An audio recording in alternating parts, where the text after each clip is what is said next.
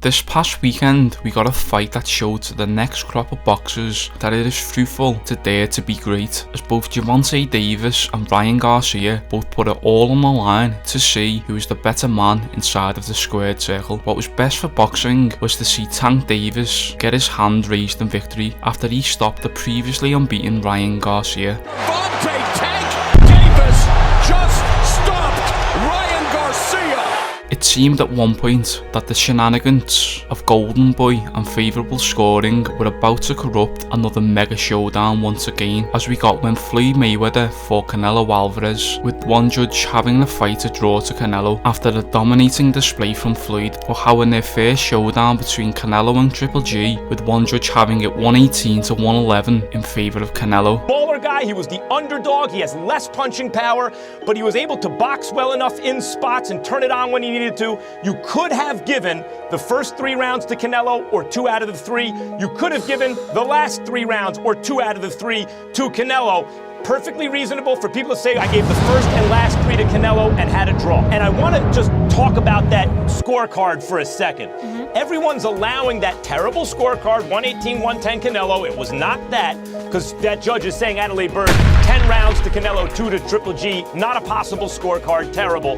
But they're allowing that to mar the fight.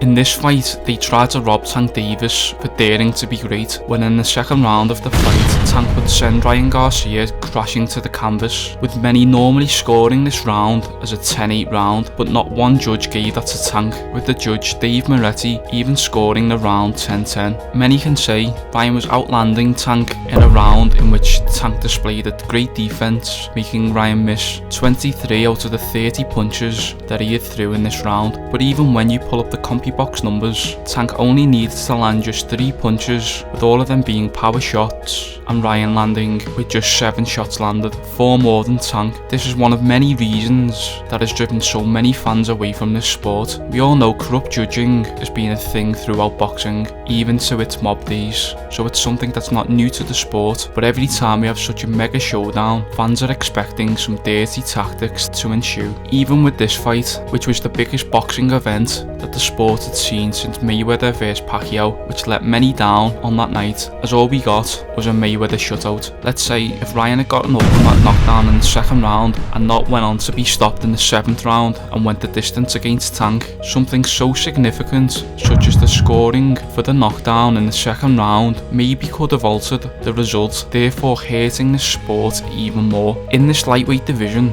right now, we have an abundance of generational talents, from the new crop of greats, Shakur Stevenson, to the old guard in Vasily Lomachenko. We have not seen this immense wealth of talent in the sport of boxing since the era of the 4 kings. Boxing has not experienced such fighters since Duran, Leonard, Hagler and Hearns. Today's talents are in what is often referred to as the post-Mayweather effect era, with this breakout performance not only just Gervonta Davis but Ryan Garcia too. Yes, Ryan did suffer a knockout defeat, but he won for the sport of boxing too, as for far too long it has been too easy for fighters to hide behind excuses for not fighting the best of their era and only choosing to fight their mega rivals once they are past it. Many may say it's Mayweather who has caused this shift in boxing, but many forget about pretty boy Floyd before he was Money Mayweather. Floyd, during his come up through boxing, took on the best that was in his weight class at super featherweight in Diego Corrales, in which he would go on to blow Corrales out of the water when he would take him apart. Well, there's a brilliant start to round 7. I can win a decision. That should put him into that. Throw it. Another little left hook. Didn't even seem like that big a punch. Good shots. Right hand, another knockdown. 5th knockdown of the fight. 5th knockdown of Corrales' career. Another mark of what a performance it's been. Ray Woods is up on the apron. That's going to be the end of the fight.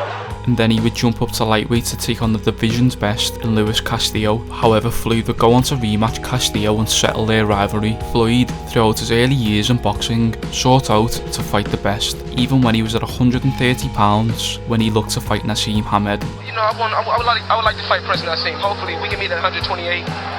or he come up to 130, we can fight, or I can fight him. Prince Nassim isn't going to fight you. Well, everybody want to see After he saw this, it ain't going to happen. And he was forever calling out Sugar Shane Mosley and the Golden Boy Oscar De La Hoya for showdowns, with neither of them taking Floyd on until later on in their respective careers. We have had such greats as today, Jamal Charlo and Demetrius Andrade, who hide behind excuses such as being attached to different networks for their showdowns not happening. In boxing, lightweight, welterweight and middleweight have all been the glamour divisions outside of the heavyweight division. With Gervonta and Ryan, they have now broken down barriers that have been killing the sport for many years, which have seen fans transition over to MMA with the immense rise of UFC, whose fighters who have to fight the best in order to reach the top, as there is no easy way to stardom in that sport. So hopefully not just the fight between Tank and Ryan, but the whole event as a whole, which has captured many eyeballs to the sport, can be a true catalyst for the resurgence of boxing. As we can already see today, we have great fights lined up even at lightweight. Devin Haney facing off against Vasily Lomachenko for the undisputed lightweight title, and with Inoue coming up to super bantamweight to face off against the division's #1 in Steve Fulton, who's a young up and coming generational talent himself who is looking to create a legacy for himself. This new current crop of fighters are displaying something that this incredible sport had lost for many years,